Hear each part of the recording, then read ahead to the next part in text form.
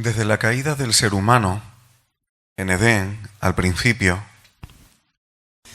se produjo una desestructuración en el ser humano que afectaba a su interior,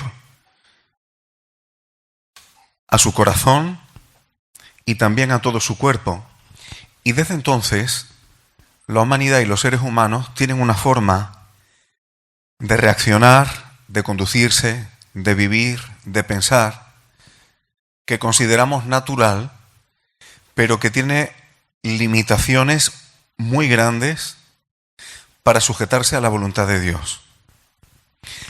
Eso es lo que la Biblia llama carne. Lo que la Biblia llama carne es el hombre natural, terrenal. Tiene cosas buenas y cosas malas. No toda la carne es mala, pero la carne, dice la palabra de Dios, y sentencia que para nada aprovecha. El Señor Jesús dijo: yo edificaré mi iglesia. Él edifica. Todo lo que sea fuera de Cristo no edifica por mucha bondad humana que se aplique en ello. La diferencia entre todas las religiones y el llamamiento y el evangelio del único Dios verdadero, del Dios de Israel, por medio de Jesucristo para los hombres, es una fundamental. Todas las religiones engañan proponiendo una mejora de la carne. Las religiones tratan de vender el producto de que tu carne, tu ser natural, es mejorable. Pero las Escrituras declaran que la carne no puede tener provecho ninguno. Las Escrituras declaran que es necesario un nuevo nacimiento, una nueva vida por el Espíritu de Dios en Cristo, que nos haga vivir en otros principios, con una raíz distinta, el propio Señor Jesús. La vida del creyente tiene este reto y esta batalla continua mientras estemos en este cuerpo.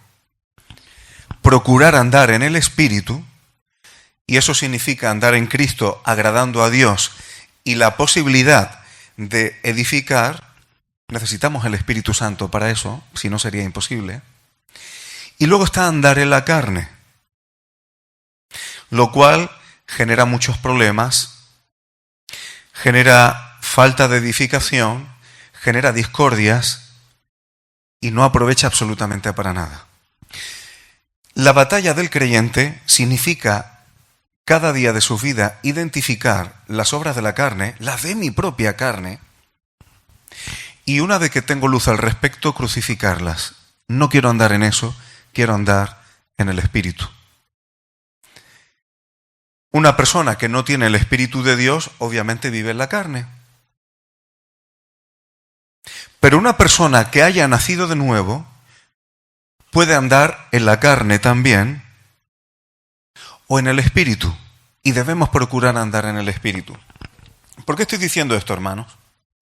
Porque en la narración de lo que tenemos de Hechos de los Apóstoles, vamos a ver cómo el apóstol Pablo anda en el Espíritu, pero vamos a ver cómo el tipo de carne más peligrosa se expresa también. Y es la carne religiosa. Lo he mencionado otras veces.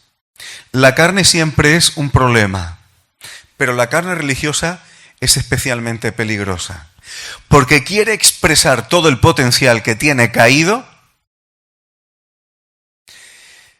pero cree o trata de convencer de que la expresión de la carne lleva el sello y el aval de Dios.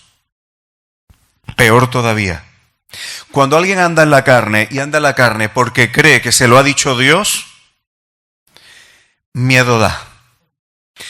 Puede cometer cualquier locura, cualquier barbaridad, pero es que lo ha dicho Dios y es por celo de Dios. Eso es lo más peligroso, hermanos. Y yo quiero que tengamos esta visión para comentar algunas cosas por encima, porque esto no se trata, se trata de identificar la carne, pero empezando por la nuestra propia. Mucho cuidado, hermanos, que andemos en el Espíritu de Dios y no en nuestra propia carne, siquiera religiosa, porque esa puede hacer mucho daño. La carne religiosa puede precisamente dañar la iglesia de Dios y puede atentar y rechazar a quienes Cristo aceptó. Por eso quiero que tengamos esta visión mientras vamos viendo algunas cosas. El capítulo 22, para no pillarlo fuera de contexto, viene de algunas circunstancias del capítulo anterior, obviamente, en el que Pablo se había propuesto, ya desde capítulos anteriores, en la fiesta de Pentecostés estar en Jerusalén. Y queriendo ir a Jerusalén, cuando estaba allí, hay judíos de Asia que ya lo conocían.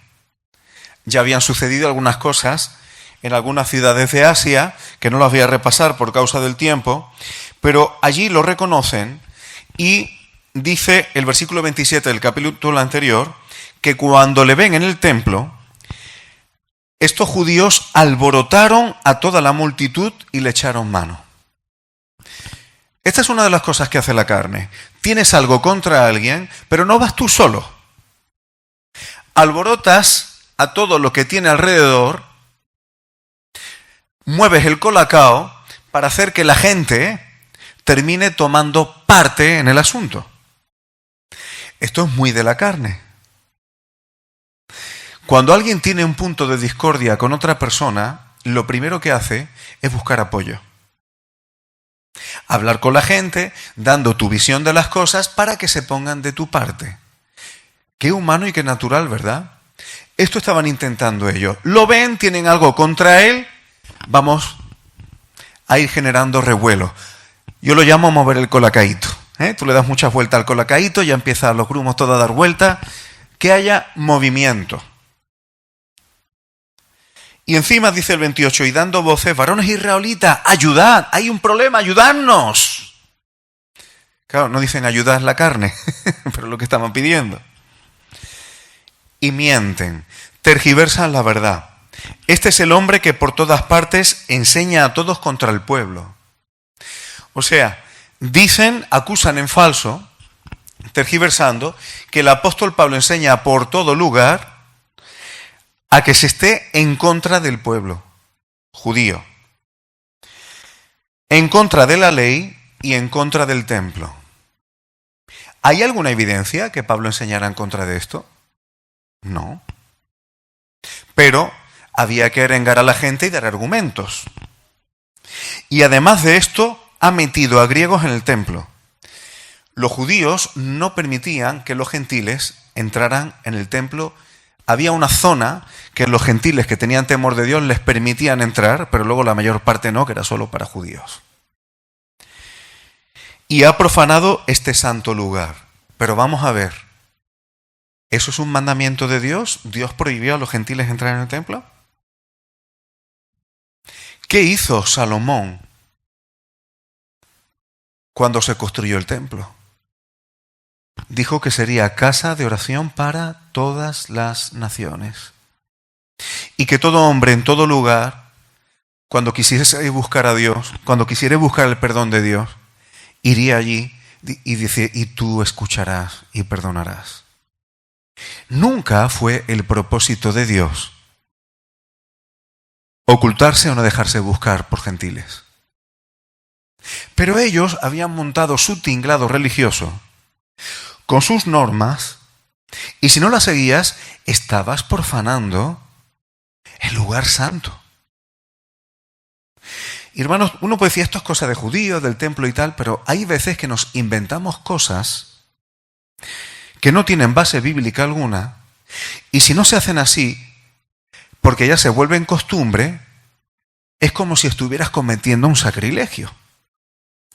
Y ya te ponen cara, ya te hacen feos. Hombre, es que para el Señor esto tiene que... Y empezamos, yo lo llamo sacarle punta al lápiz. Hay un momento que cuando se le saca mucha punta al lápiz e intenta escribir con él, se parte.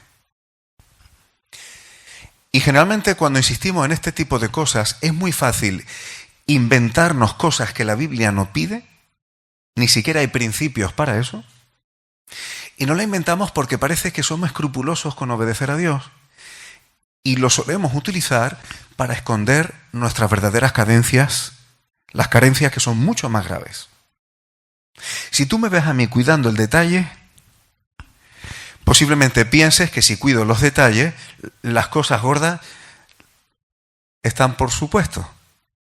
Pero ¿de qué sirve prestar atención en los detalles si las cosas importantes no las cuido?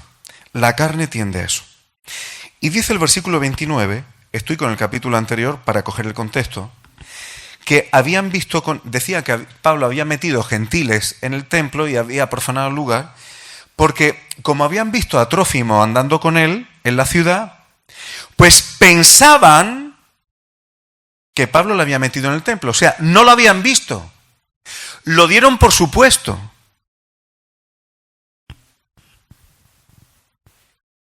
Hermanos, yo he tenido la experiencia de una persona, y más de una persona, que siendo creyente, pensaban de mí unas ciertas cosas que no eran verdad. Pero ellos habían montado su puzzle. Habían cogido supuestos indicios y yo digo, eso no es así. Oye, y te ponen cara como diciendo, no, he montado también mi puzzle y me queda tan bien que aunque tú me lo desmientas, yo soy muy listo. ¿Te quieren dejar por mentiroso o qué? Hermanos, la carne es así. Cuando la carne llega a conclusiones, está tan encantada de conocerse a sí misma y de sus propias averiguaciones, que no van a aceptar ni un desmentido, ni la verdad.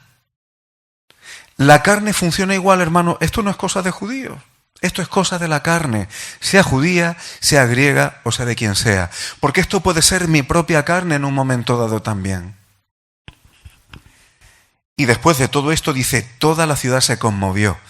Ya habían conseguido manipular las emociones de la muchedumbre para que tomen parte en esta cuestión puramente carnal. Este hombre no nos conviene, vamos a arengar a todo el mundo. Y llegan a tocar el sentimentalismo contra el templo, lo que ha hecho y tal. Y ya todo el mundo estaba conmovido. Cuando las masas están emocionalmente alteradas, eso ya es un tsunami que lo que pilla arrasa. Ya no piensa, ya no hay lógica. Esto es psicología social pura y dura y se utiliza para manipular. El tribuno, al ver que se alborotaba la ciudad, quiere saber lo que está pasando. Para enterarse, se llevan a Pablo a la fortaleza y entonces Pablo empieza a hablar y le pide al tribuno que le deje hablar al pueblo, a ver si puede él defenderse. Y en estas llegamos al capítulo 22, en este contexto. Y Pablo quiere defenderse ante ellos. Ahora vemos cómo funciona alguien que anda en el espíritu y no en la carne.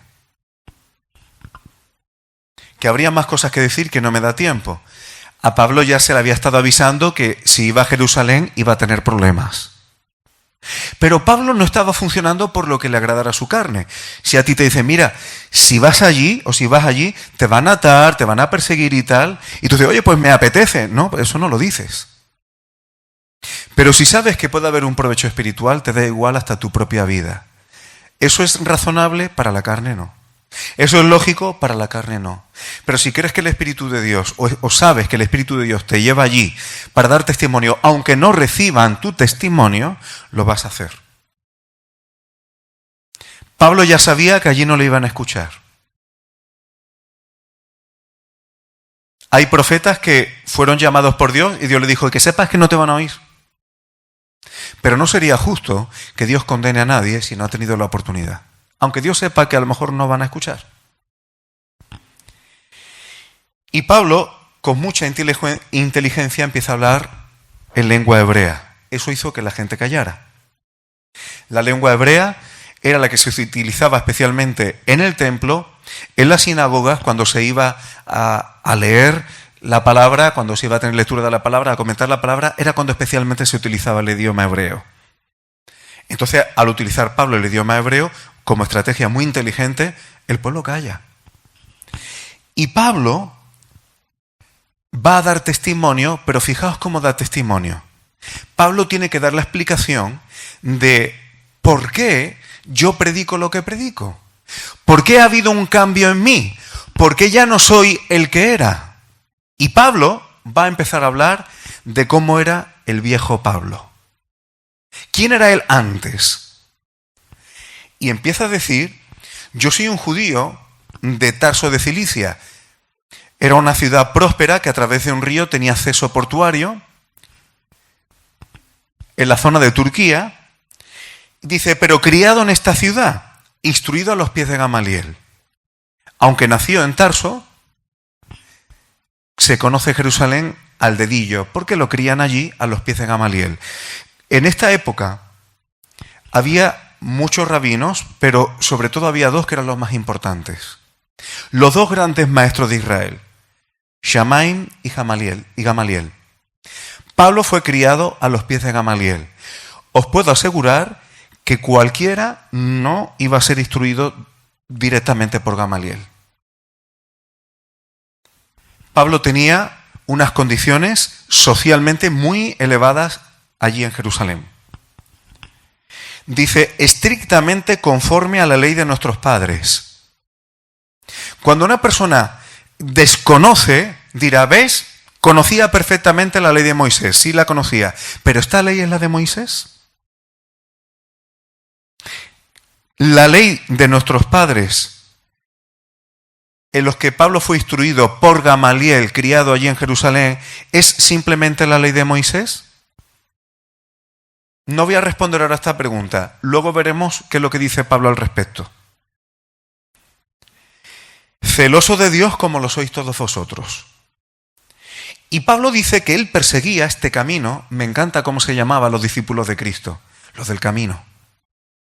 Porque no se trata de teologías para tener discusiones dialécticas. Se trata de una forma de vivir. El Evangelio es práctico. Implica una forma de vivir. Si no es fe muerta, en palabras de Santiago. Y él perseguía ese camino hasta la muerte.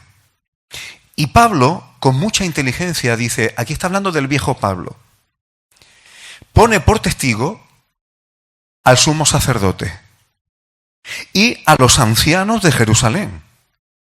Esto es especialmente importante. La ley de Moisés establecía que cuando algo tenía dos testigos, ahí ya podías presumir veracidad. Y aquí Pablo está diciendo que el relato que él comenta y que está predicando ahí, mi viejo yo lo puede atestiguar el sumo sacerdote y no un anciano de Jerusalén, sino los ancianos de Jerusalén. Es decir, más de dos testigos y además gente de mucho peso y de mucho calado en la ciudad. Con lo cual eso no se podía poner en duda. Y entonces Pablo habla como recibió cartas. Los judíos no podían aplicar la pena de muerte, Roma no le dejaba, pero sí les dejaba castigar e incluso meter presos a otros judíos por distintas cuestiones. Entonces Pablo recibe autorización desde Jerusalén para ir y poder capturar a otros judíos. En este caso, y hasta cierto punto es un misterio, pero no me voy a meter en eso, porque había habido otras personas que habían dicho que era el Mesías y que y le habían atribuido el título de Mesías, pero ¿por qué seguir a Cristo era algo que afectaba tanto? Cuesta trabajo asegurar históricamente qué es lo que molestaba tanto. No penséis que solamente Jesús se había dicho el Mesías. Históricamente hubo más casos y no le echaron ni cuenta. Pero algo picaba de una manera especial. Y entonces, ahora Pablo ya cambia. Ahora ya no está hablando del viejo Pablo. Ahora Pablo va a decir qué es lo que produce el cambio al nuevo Pablo que ellos no están soportando. Y Pablo dice que llegando y estando ya cerca de Damasco, a donde iba a capturar judíos que siguieran el camino de Jesús, dice que como a mediodía, de repente me rodeó mucha luz del cielo. Esto tuvo que ser bastante especial, porque a mediodía precisamente tú enciendes, ahora mismo con la luz que hay fuera, enciende una lamparita o enciende una linterna, casi no se nota, porque hay mucha luz. ¿Cómo tuvo que ser el resplandor o la luz que se le aparece a Pablo para que a mediodía fuera tan fuerte? Pablo cae, dice, y oí una voz que me decía, Saulo, Saulo, ¿por qué me persigues? Muy interesante, porque el Señor Jesús va a mencionar esta palabra perseguir 2 veces. Ahora Pablo, con mucha inteligencia, después de oír esta voz, la primera pregunta, ¿quién eres, Señor? ¿Quién me habla, Señor? ¿Quién eres tú? Y Jesús se identifica y vuelve a tocar la palabra perseguir. Yo soy Jesús de Nazaret, a quien tú persigues. Y se me ponen los vellos de punta, hermano. Porque Pablo luego va a hacer una segunda pregunta. Los que estaban con Pablo vieron la luz, pero no entendían lo que se estaba diciendo ahí. Estaban atemorizados. Pero un detalle, hermano.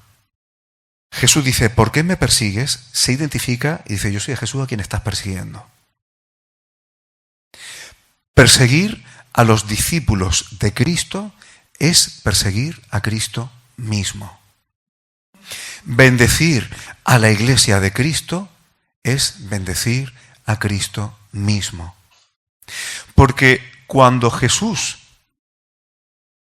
las Escrituras dicen que somos cuerpo de Cristo y Él es la cabeza, esto no es solamente una alegoría, hermanos.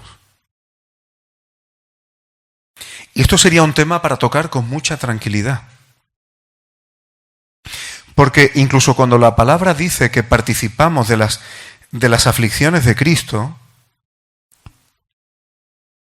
es que incluso cuando sufrimos por el Señor, Él está sufriendo con nosotros. Él se está doliendo con nosotros. El Señor Jesús se identifica con su pueblo, con su cuerpo, con su iglesia, con la prometida, hasta niveles que no nos imaginamos, hermano. Si Jesús se presenta ante Pablo directamente diciendo esto, ¿por qué me persigues? Pablo iba a decir, yo no te estoy persiguiendo a ti, estás persiguiendo a mi discípulo, es lo mismo que perseguirme a mí. Si esto lo vemos, hermano, tendremos mucho cuidado en cómo conducirnos en la iglesia, que es la casa del Dios viviente, columna y baluarte de la verdad, como Pablo le dijo a Timoteo. Yo quisiera, hermanos, que el Señor tocara nuestros corazones para que nos demos cuenta lo importante que es cómo conducirnos en la iglesia, cómo conducirnos entre los hermanos, de tal manera que Pablo tiene que instruir a Timoteo en esto, dice, para que sepas cómo conducirte en la iglesia de Dios.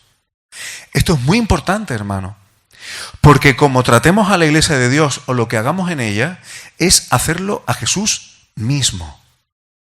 Y si el Señor abre nuestros ojos a esto, la forma de tratar la iglesia cambia. ¿La iglesia está para servirte o está para que tú la sirvas? Cuando identificamos la iglesia de Dios como cuerpo de Cristo y como Cristo mismo, te darás cuenta que tú estás para servir al Señor y no el Señor a ti.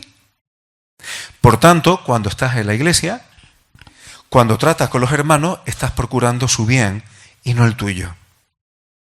Y ya uno no tiene la inmadurez de decir, es que me he resfriado y en esta semana no me ha llamado nadie porque me he resfriado. La iglesia no tiene amor. Yo he escuchado cosas de este tipo.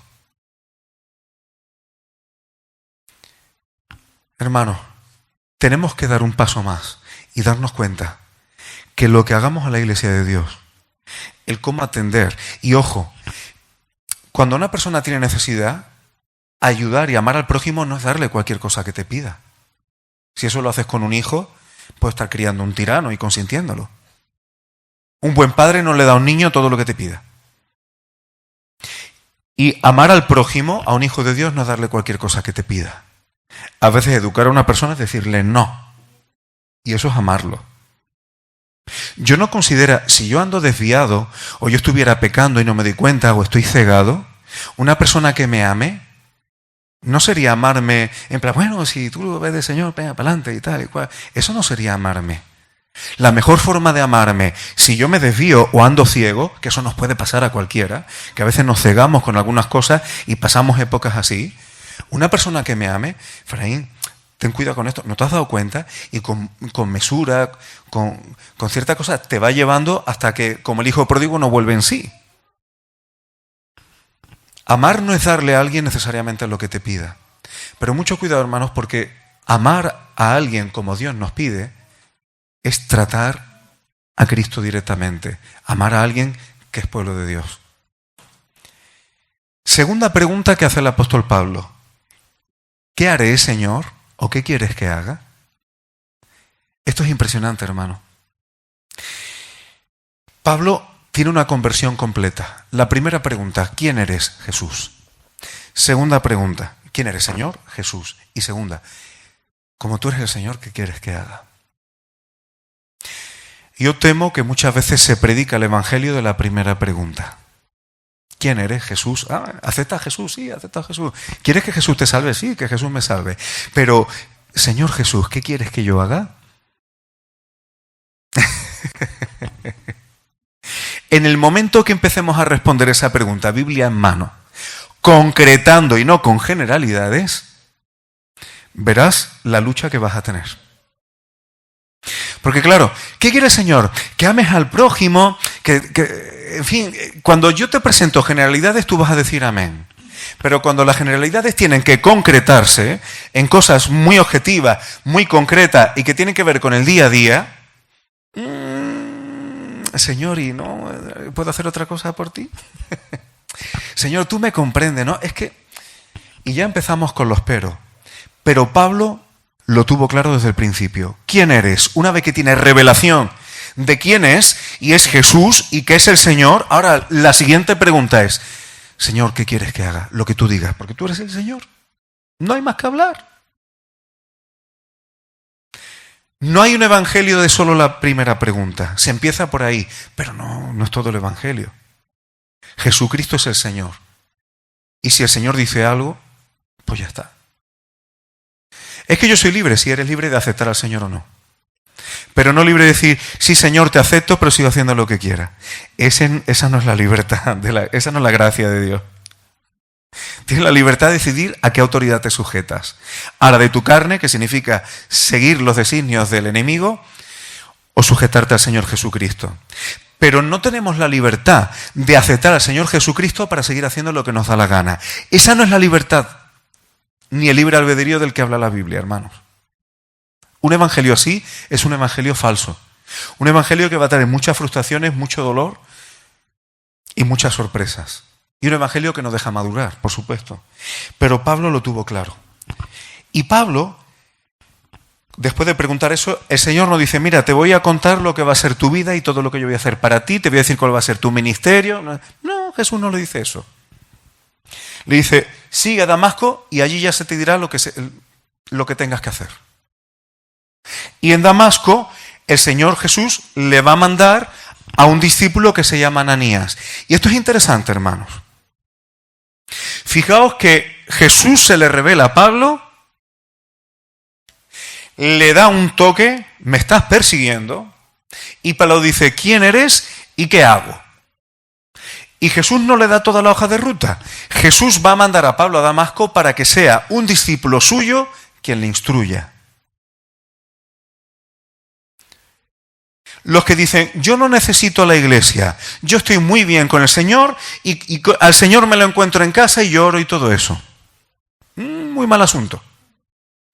Porque el Señor Jesús se sirve de discípulos suyos para darnos palabra, revelación, mensaje suyo. Yo necesito de mis hermanos para conocer también voluntad de Dios. Si yo digo que el Señor me dé su voluntad y me aíslo y me quedo completamente aislado del resto del cuerpo de Cristo, posiblemente el Señor no me vaya a hablar y termine hablando mi propia mente, mis propios caprichos, y voy a querer poner como de parte de Dios lo que ha sido un mensaje de mí para mí. Y a partir de ahí, a donde yo llegue, puede ser un problemón. Por eso, hermanos, necesitamos la comunión con la iglesia, la comunión con los hermanos, no para que yo te hable de fútbol, Bueno, yo de fútbol no tengo ni idea, pero bueno, de cosas terrenales, ¿me entendéis? Sino nos necesitamos hablar de la palabra, hablar de la voluntad de Dios, y hay tiempo para todo. Pero no descuidemos que nuestra comunión cristiana sea el estimularnos unos a otros a ser fieles al Señor, a buscar su palabra, a compartir de la palabra. A veces los hermanos, como yo tengo un ministerio de predicación de la palabra, piensan o creen que yo todo lo que sé de la palabra es porque yo me meto en mi cuarto, me pongo a leer palabra y el Señor me va revelando cosas.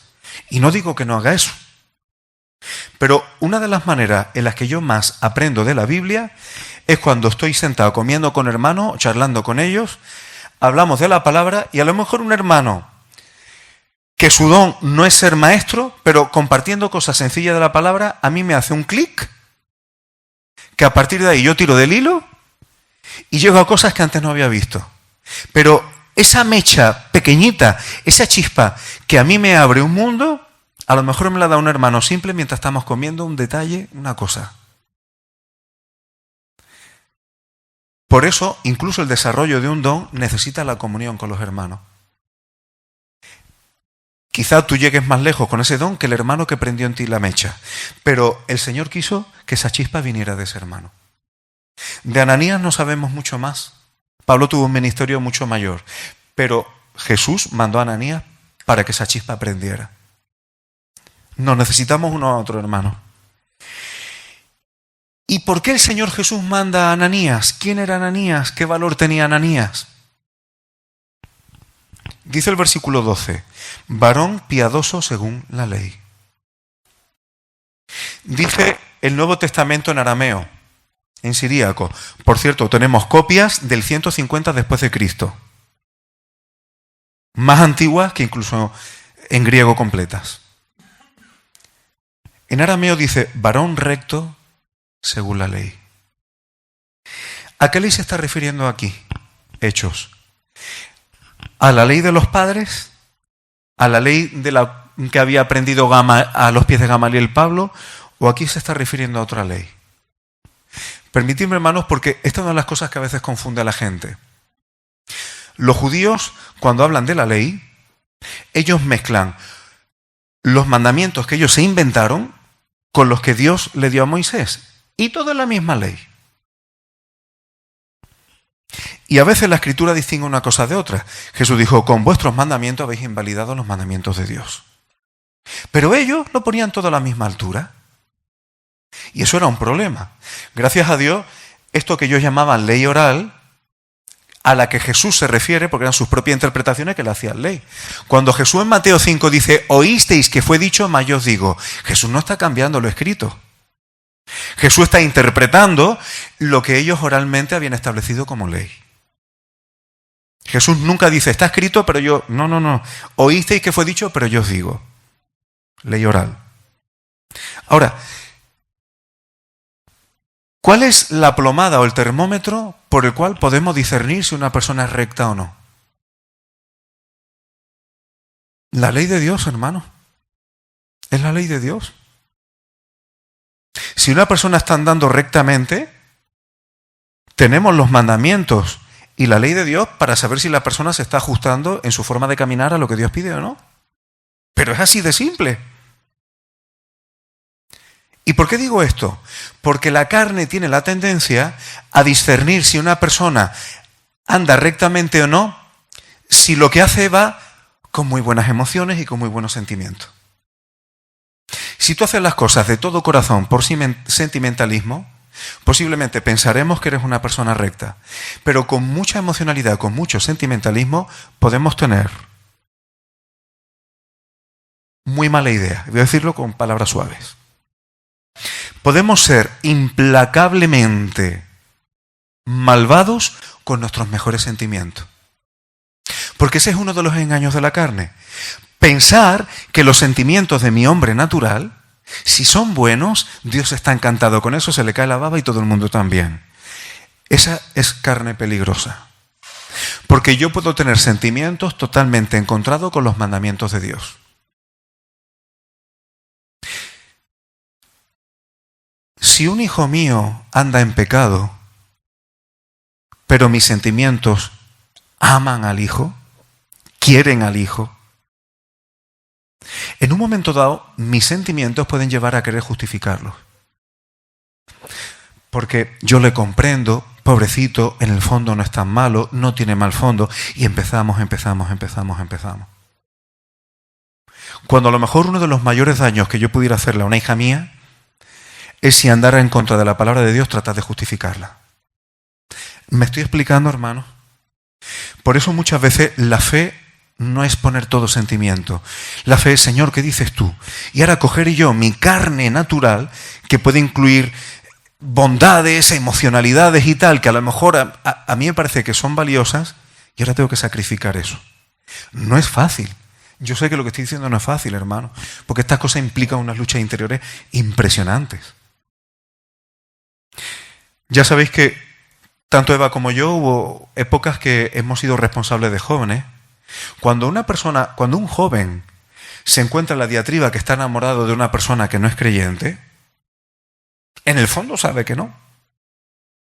Lo sabe, pero a veces quiere hablar contigo para ver si hay algún atajo. ¿Hay algún atajo bíblico para encajar esto? Pero como están sus sentimientos, se encuentran en luchas gigantescas. Y pongo este ejemplo como puede haber muchos otros. ¿Qué determina si andamos rectamente o no? Si andamos conforme a la palabra o no. Y Ananías era un hombre recto, de tal manera que era recto según la palabra, según la ley de Dios. Y esto, los que conocían la ley de Dios, que había judíos que la conocían, tenían buen testimonio de él porque sabían que andaban conforme a ella. Cuando una persona anda rectamente, hermano, eso muchas veces te da peso moral para los demás. Te da peso moral. Y esto me gusta decirlo a los jóvenes y puede que lo haya predicado alguna vez. Cuando a una persona le gusta mucho, cuando una persona es muy viva la vida, tienes amigos para el cachondeo, permitidme utilizar esta expresión. Pero cuando luego tienes problemas gordos, no te vas a los viva la vida. Ahí prefieres abrirte a una persona que tú sabes que se sujeta a sí misma y que tiene una integridad. El viva la vida te lo va a justificar todo. Y cuando en el fondo tienes la conciencia alterada, tú no buscas el viva la vida. Porque hay un momento en que sabes que alguien que te venga a dar la palmada en la espalda con lo que te está hiriendo no es lo que tú necesitas. Por eso, hermano, cuando trabajamos, y digo cuando trabajamos porque siempre nos queda mucho, pero cuando tú trabajas tu propia integridad y tu propia santidad delante de Dios, que sepas que estás trabajando tu propia eficacia como siervo de Dios para edificar a otros. Trabajar tu propia santidad no es una cuestión de ti mismo nada más, es una cuestión de ser más útil para el ministerio. Sabiendo, hermanos, que ninguno somos supermanes espirituales. Pero porque todos tengamos nuestras debilidades, nuestras dificultades, ¿qué hacemos? ¿Nos dejamos ir al arbitrio de la carne? No, seguimos trabajando, ¿verdad? Ananías le revela a Pablo lo que va a ser su vida. Dios te ha escogido para que conozcas su voluntad, veas al justo y oigas la voz de su boca. Me quedo con ganas de poder tocar algunas cosas. Le dice que va a ser testigo a todos los hombres, judíos y gentiles. Tuvo un ministerio entre los gentiles, pero ya hemos visto que Pablo no dejó de predicar en sinagogas.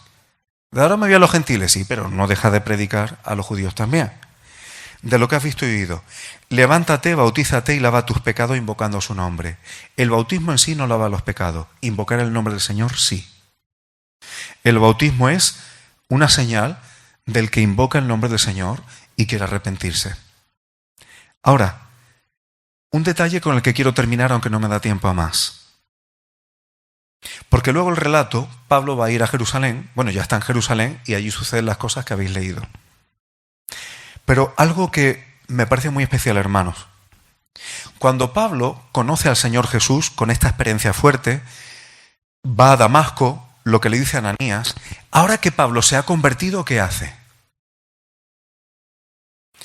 En Gálatas capítulo 1, desde el versículo 11 al 19, dice que el evangelio que él predica no es según hombre, porque cuando recibe el evangelio, él dice, yo ni lo recibí ni lo aprendí de hombre alguno, sino por revelación de Jesucristo.